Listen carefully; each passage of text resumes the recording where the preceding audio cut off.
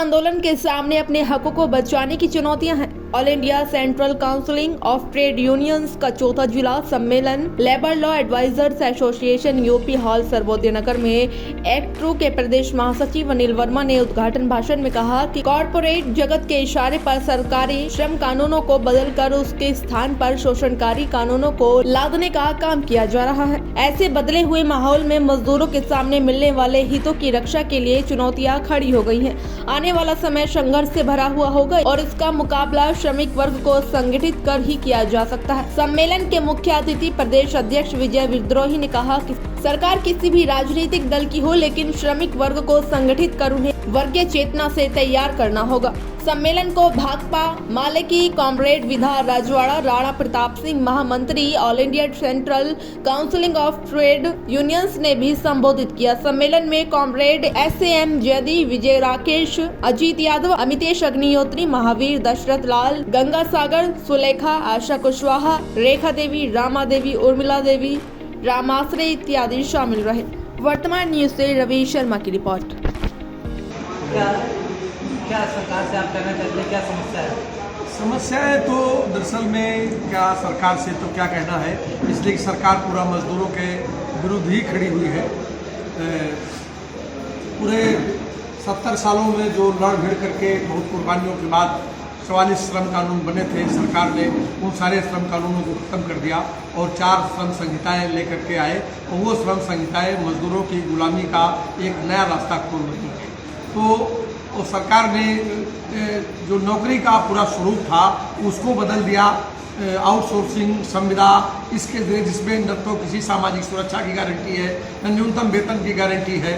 तो इसी तरह पूरे देश के अंदर बहुत सारा स्कीम वर्कर्स का एक हिस्सा उन्होंने समाज के अंदर पैदा किया, जो एक तरह का वर्कमैन कर्मचारी है, लेकिन वो कहीं 2000 दे रहे हैं, किसी को 3000 दे रहे हैं, किसी को 1500 दे रहे हैं। तो वो श्रम की लूट का दौर है और सरकारें श्रम की इस लूट को संगठित कर रही हैं और उसका कोई मूल्य उन्हें नहीं मिल रहा है। एक तो ये है, तो इसलिए ये सम्मेलन में एक प्रस्ताव लेगा कि जितना आउटसोर्सिंग, संविदा, स्कीम वर्कर्स, इन सबको अस्थायी कर्मचारी का दर्जा दिया जाए और कम से कम न्यूनतम वेतन की गारंटी की जाए। एक तो ये सवाल। दूसरा यह है कि जो तमाम तरह के जो आंदोलन उत्तर प्रदेश के अंदर और पूरे देश के अंदर चल रहे हैं, जो नई पेंशन और पुरानी पेंशन के बीच की जो लड़ाई है, ये नई पेंशन एक्चुअली झुंझुना है।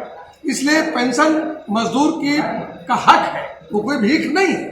आप MLA हो गए तो उसका पेंशन मिलेगा आपको, आप MLC हो जाएंगे तो उसका पेंशन दूसरा हो जाएगा, आप MP हो जाएंगे तो उसका तीसरा पेंशन हो जाएगा, आप राज्यसभा चले जाएंगे तो उसका चौथा पेंशन हो जाएगा। 4 पेंशन आपको चलेगा। और कर्मचारी को पूरा 60 साल तक वो अपना जिंदगी दिया और उसको आप पेंशन नहीं देना चाहते, बुढ़ापे का सहारा नहीं देना चाहते। तो वो जो लड़ाई पूरे देश में चल रही, ये सम्मेलन उसका भी एक प्रस्ताव लेगा कि पुरानी पेंशन को बहाल किया जाए। तीसरा जो है कि चौथा ये है कि जो दिल्ली के अंदर रेसलर्स यौन उत्पीड़न के खिलाफ जो लड़ाई लड़ रहे हैं, उसमें वृद्धोषण शरण सिंह की गिरफ्तारी की जाए और पहलवानों के साथ सम्मानजनक ढंग से बातचीत की जाए। ये हमारा एक सवाल है। तीसरा यह है कि महिला कर्मचारी जहां भी जिन भी संस्थानों में काम कर रही है, तो हर कार्यशाला में एक जेंडर सेंसिटाइजेशन कमेटी बनाई जाए, जेंडर सेल का गठन किया जाए, जहां पर वो सुविधाजनक ढंग से अपनी शिकायत कर सके और त्वरित न्याय पा सके। ये सम्मेलन एक प्रस्ताव इस आशय का भी लेने जा रहा है। आप निजीकरण को लेकर बात कर रहे थे। जो देखिए, निजीकरण क्या है कि आपने एक दौर में इस देश के अंदर पब्लिक देश की राष्ट्रीय सुरक्षा से जुड़ा हुआ पहलू है। अगर हमारे यहाँ पैराशूट कंपनी के अंदर, ऑर्डिनेंस कंपनीज के अंदर अगर मान लीजिए निजीकरण आप करते हैं, तो स्वाभाविक है कि आप रक्षा के साथ भी समझौता करने जा रहे हैं। खास बात यह है कि इसके भीतर मल्टीनेशनल कंपनीज का जो इन्वॉल्वमेंट है, वो और सुरक्षा के सवाल को गहरा कर देता है। अगर आप दूसरे तरीके से देखें तो इस देश के जो बंदरगाह बेचे गए, उन बंदरगाहों में मुद्रा पोर्ट में लगातार आप देखिए 6 महीने के अंदर हीरोइन पकड़ी जा रही है, कोकीन पकड़ी जा रही है, नशीले ड्रग्स पकड़े जा रहे हैं। और ये ड्रग्स हिंदुस्तान के अंदर ला करके इस देश की नौजवानी को आप नशेबाज बना करके खत्म कर देना चाहते हैं। तो ये बहुत खतरनाक रास्ता है और ये देश निश्चित तौर से निजीकरण के खिलाफ लड़ेगा और पब्लिक सेक्टर को बचाने की एक लड़ाई होगी इस देश के अंदर और उसे मजबूत जीतेगा। क्या आप कह रहे हैं नशे वाली चीजें क्या? ये ड्रग्स, ये सत्ता का खेल है। आपने एक पोर्ट बेचा, निजी हाथ में दे दिया, अटनी साहब का मुंद्रा पोर्ट गुजरात में आपने बेचा। वहां पर आपने एक बार सुना कि 40,000 करोड़ का हीरोइन आके पकड़ा गया। दोबारा फिर कह रहे हैं कि 20,000 करोड़ का हीरोइन फिर पकड़ा गया। बार बार उसी रास्ते से हीरोइन क्यों आ रहा? जब तक ये बंदरगाह हमारे पास थे, सरकारें इनकी निगरानी कर रही थी, तब तक यहाँ पर कोई ड्रग्स का तस्करी नहीं हो रहा था। अभी वो सारा का सारा जितना बंदरगाह है वो ड्रग्स की तस्करी का केंद्र बन गया है। ये ड्रग्स क्यों लाया जा रहा है? ये ड्रग्स इसके लिए लाया जा रहा है कि ये जो इस देश के अंदर जो बेरोजगारी है, तमाम नौजवान है, पढ़ा लिखा नौजवान है, कि ये गुस्से में रहने पाए, इसको नशे के हवाले करो। दूध का एक ग्राम दूध का इंतजाम नहीं है, लेकिन हर 100 मीटर बाद एक शराब की दुकान आपने खोल दी। तो ये जो सरकार का पूरा खेल है, इसको समझना होगा और जनता को इससे बाहर आते हुए, और खास तौर से अभी जो डेमोक्रेसी खतरे में है मजदूर वर्ग के सामने, इस देश के अंदर अपना लोकतांत्रिक अधिकार बचाने के। आपका कहने का मतलब है गरीबी नहीं हटा रहे, गरीबों को हटा रहे। बिल्कुल बिल्कुल वही पूरी योजना है, और इस देश का जर्रा बेच डालने की साजिश है और पूंजीपतियों के हवाले कर देने की साजिश। तो इसको आप इस रूप में देख सकते हैं कि लॉकडाउन के दौरान जब ये देश भूख से मर रहा था, आप 5 किलो भूख भत्ता हमको दे रहे हैं, 20,000 करोड़ में आप इस देश का एक पार्लियामेंट का नया जो है भवन बना रहे हैं, आप 8,000 करोड़ का जहाज खरीद दिला रहे हैं। ये कभी दुनिया के अंदर देखा आपने? हमारे देश में ही प्रधानमंत्री हुए लाल बहादुर शास्त्री, उन्होंने कहा गमले में गेहूं उगाएंगे, लेकिन अमेरिका के सामने हाथ नहीं फैलाएंगे। और आज हमारे देश के अंदर लोग भूख से मर रहे हैं। एक माँ ने अपनी 3 बेटियों को नहर में फेंक दिया, इसलिए कि खाना नहीं था उसके पास, और इस देश का प्रधानमंत्री 20,000 करोड़ में सेंट्रल मिनिस्टर बना रहा है। योगी जी का कहना है गरीबों को मुफ्त राशन दिया जा रहा है। हमें भूख भत्ता नहीं चाहिए, हमें रोजगार चाहिए। आप भूख भत्ता मत दीजिए। आप हमारे लिए 5 किलो राशन, और आपका मंत्री 20 लाख रुपए का पॉकेट मनी लेता है।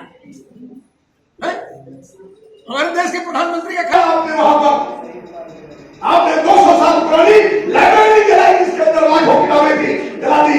तो नालंदा किसने जलाया था? आपने एक विश्वविद्यालय खोला नहीं, एक स्कूल खोला नहीं, आपने एक कॉलेज खोला नहीं। आपने इसी उत्तर प्रदेश के अंदर 17,500 प्राइमरी स्कूल बंद कर दिए।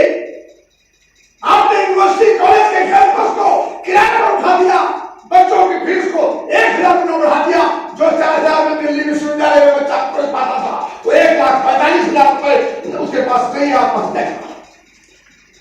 कहां ले जाना चाहते हैं? ये अस्पताल के दरवाजे बंद होने जा रहे हैं, पीपी मॉडल आ गया। ये जो पूरा अनुभव है, इसमें मजदूर वर्ग के सामने एक बड़ी चुनौती, और वह चुनौती यह है कि जो संविधान जो भी आपको इतना बोलने का हक दे रहा है कि हम 100 लोग बैठ के यहां इतने गुफ्तगू कर रहे हैं, 2024 के बाद अगर ये निजाम बरकरार रह गया तो इतनी बात करने के लिए भी हमारे पास मौका होगा कि नहीं होगा, इसका कोई पता नहीं है कि कौन यूएपीए में रहेगा जेल के अंदर, और किसको सड़क पर गिरा करके उसकी चुनाव काट दी जाएगी, वो दौर आने वाला है। इसलिए हम कहना चाहते हैं कि मजदूर आंदोलन के सामने जो चुनौती है, वो चुनौती इस देश के अंदर संविधान बचाने की चुनौती, अपने हकों को बचाने की चुनौती है, और एक नागरिक के रूप में खड़ा होकर के इस मुल्क को अपना मुल्क बनते हुए, अपनी अस्मिता बचाते हुए, अपनी रोटी रोजी और अपने बेटे बेटियों के भविष्य को बचाने की चुनौती। इसलिए बहुत कठिन ये बहुत कठिन। बहुत सारे लोग, लिखने पढ़ने वाले लोग जेलों में, बहुत सारे ट्रेड यूनियन एक्टिविस्ट जेलों में, बहुत सारे लोगों का हत्या हो गया, बहुत सारे लोग निशाने पर, तमाम आंदोलनों पर दमन होगा। लेकिन इस दौर के भीतर भी एक उत्साहजनक बात यह है कि जगह जगह लड़ाइयां हो रही है। यह इतिहास में लिखा जाएगा कि जब एक गुंडोगर चल रहा था आंदोलनों की छाती पर, तो इस देश के अंदर किसान अपनी पार्टी से उठ करके इस देश की राजधानी को घेर करके अपनी लड़ाई को लड़ रहा था। यह इतिहास में लिखा जाएगा, यह इतिहास में लिखा जाएगा कि इस देश के अंदर जब हिंदू मुसलमान की लड़ाई करा करके इस देश की सत्ता, इस देश की जनता की छाती पर रोना चाह रही थी, तब जवाहरलाल नेहरू यूनिवर्सिटी के विद्यार्थियों, ये जो पूरा अनुभव है, इसमें मजदूर वर्ग के सामने एक बड़ी चुनौती, और वह चुनौती यह है कि जो संविधान जो भी हमको आपको इतना बोलने का हक दे रहा है कि हम 100 लोग बैठ के यहाँ इतने उपयोग कर रहे हैं। 2024 के बाद अगर ये निजाम बरकरार रहेगा तो इतनी बात करने के लिए भी हमारे पास मौका होगा कि नहीं होगा, इसका कोई पता नहीं है कि कौन यूएपीए में रहेगा जेल के अंदर और किसको सड़क पर गिरा करके उसकी जान काट दी जाएगी, वो दौड़ाने वाला है। इसलिए हम कहना चाहते हैं कि मजदूर आंदोलन के सामने जो चुनौती है, वो चुनौती इस देश के अंदर संविधान बचाने की चुनौती, अपने हर हकों को बचाने की चुनौती है और एक नागरिक के रूप में खड़े होकर के इस मुल्क को अपना मुल्क बनते हुए अपनी अस्मिता बचाते हुए अपनी रोटी रोजी और अपने बेटे बेटियों के भविष्य को बचाने की चुनौती। इसलिए बहुत कठिन ये दौर, बहुत कठिन।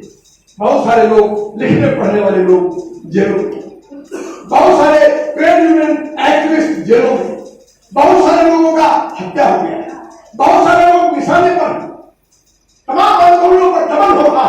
लेकिन इस दौर के भीतर भी एक उत्साहजनक बात यह है कि जगह जगह लड़ाइयां हो रही है। यह इतिहास में लिखा जाएगा कि जब एक बुलडोजर चल रहा था आंदोलनों की छाती पर, तो इस देश के अंदर किसान अपनी पार्टी से उठ करके इस देश की राजधानी को घेर करके अपनी लड़ाई को लड़ रहा था। यह इतिहास में लिखा